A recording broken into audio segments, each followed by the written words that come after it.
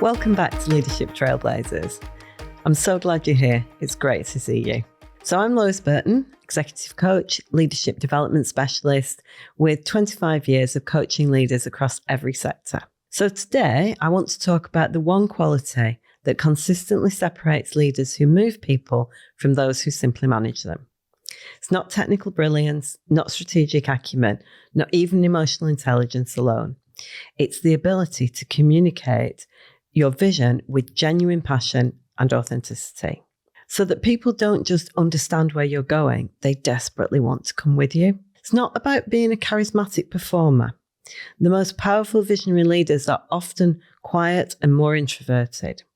What they have is they care deeply, and it can't be contained, and people feel it. And when people feel it, something extraordinary happens. Why is it so important? Why is visionary communication the leadership superpower today? People say things like, I've told my team the strategy. Why isn't that enough? The reason is because telling isn't inspiring. And a strategy document will never move people in the way that somebody human who cares deeply can. And the neuroscience backs this up. You know that I like my neuroscience. Dry information, even if it's delivered verbally, even if it's delivered, in a really bright and visual way, it still only activates the language processing areas of the brain. Passionate, authentic communication activates the emotional centers. They light up, the mirror neurons fire.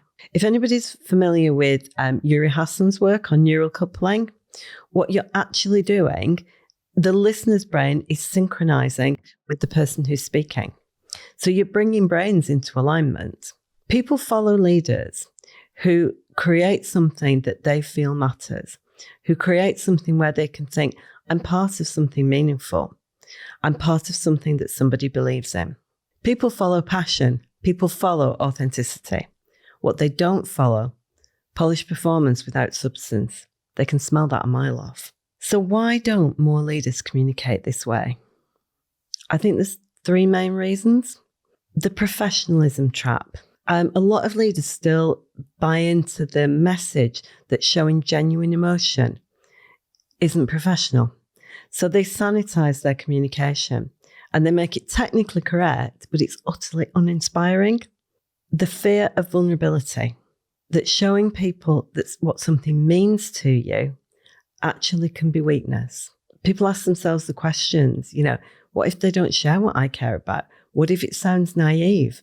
And so leaders retreat into a safe professional distance. Thirdly, the gap between private conviction and public expression. Sometimes in coaching, I meet leaders and they are really electrifying about their vision in a one-to-one situation.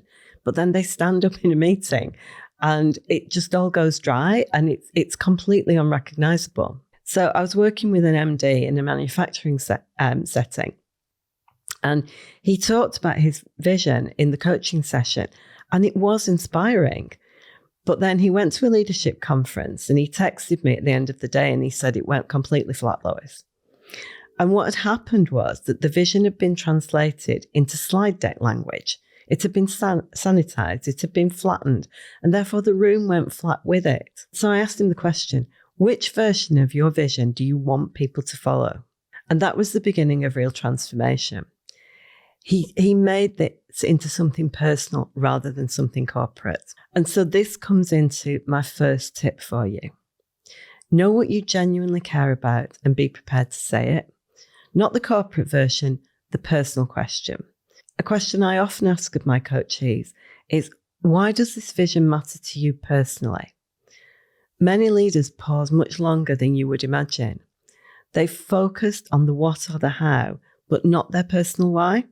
And it might be implicit, but it's something that they haven't connected to for a while.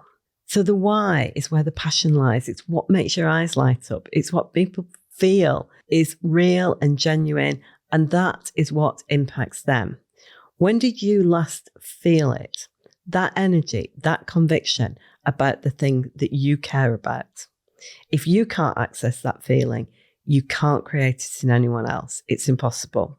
I worked with a healthcare director Again, electrifying about her vision in coaching, because she talked about specific patients and what the impact on them had been of great ward leadership. She'd seen staff grow. She'd seen what was possible. But she questioned me, oh, can I really say that? Will others feel what I feel? So we talked about, what would this look like if you weren't afraid? And she just said, oh, come on, let's see. And when she communicated her vision in this way, people came up to her afterwards and they told her that was why they joined the NHS. She touched something real and she got something back from the whole room. So a good practice around this is spend unhurried time reconnecting with what you genuinely care about and write it in your language, not the corporate language, and then find some good stories, some real stories, and then trust that that will land well. Second tip, make your vision visible, specific, and human. Passion without clarity is just noise. Vision must also land in the specific and concrete. A common failure pattern is the vision kind of stays in the stratosphere. It's about transformation and excellence and all of those things that sound good. People agree it sounds good, but they have no sense of what it means for them in a tangible way. Great vision communication gives somebody a picture and it lands somewhere that gives them meaning so they understand in terms of what it means for them. There's a beautiful example in Martin Luther King's I Have a Dream speech. And stay with me because I know this one's been cited so many times, but the reason is it still moves people. So what I want to draw your attention to is not the actual scale. He didn't say, I have a dream of racial equality. He said, I have a dream that on the red hills of Georgia, the sons of former slaves and the sons of former slave owners will be able to sit down together in brotherhood. Specific, visual, human. And as I said, it still moves people 60 years later. So ask yourself, what does your vision look like in a specific moment? Who's there? What are they doing? What are they saying? How has that changed things for them? A really simple story from a coachee, a financial services director, wanted to transform their customer relations because they'd had a lot of complaints, which financial services often do.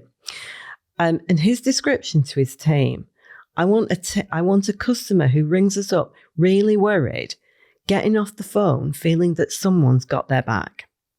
And that one sentence became the North Star for 18 months of work. And how he built on that was he found stories of where it had worked, the feedback they'd had from customers.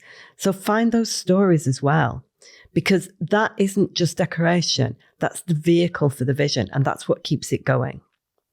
So stories of moments where the values were already alive, stories of moments, impact already seen.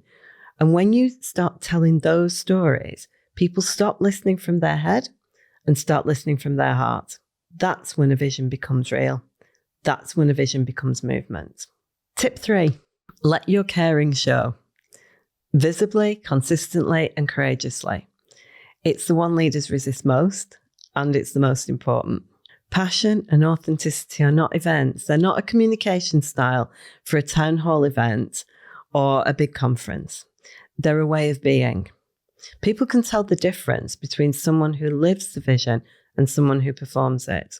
The most powerful visionary leader is exactly the same in the big event, in the boardroom, in the team meeting, and in a one-to-one conversation. Scale changes, language adapts, but the underlying passion and care are consistent. And that consistent is communication. It's saying, I'm not performing this is real. And it does take courage.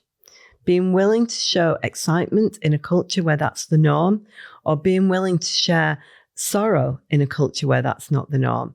Saying, I need to tell you why this matters personally, and then actually saying it. Responding to setbacks with actual conviction, genuine conviction, and visible emotion that you'll find a way through.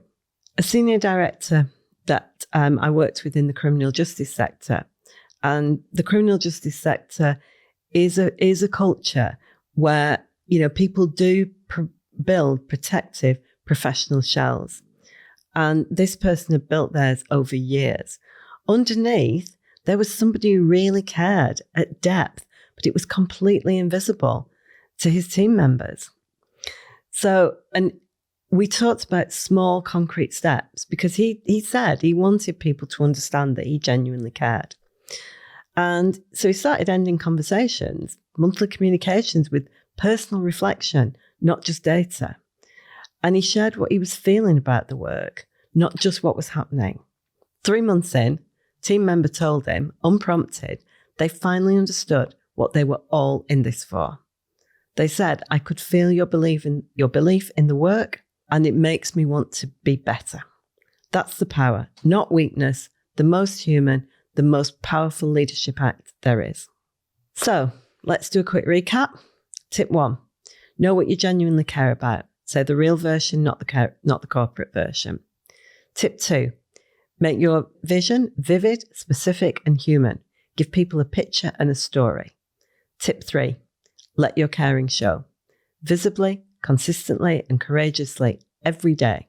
Your challenge, think about the last time you communicated your vision. Did they feel what you feel? Could they see what you see? Did they hear the real you?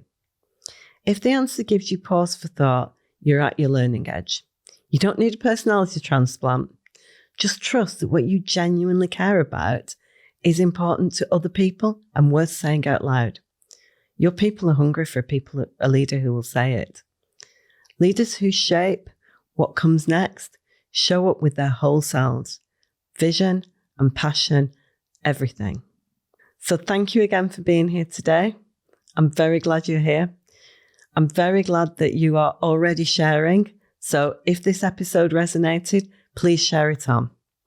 If you want to have a look and have some more conversations about deeper work on an authentic leadership voice, find me on LinkedIn and loisburtononline.com. Until then, until next time, keep trailblazing.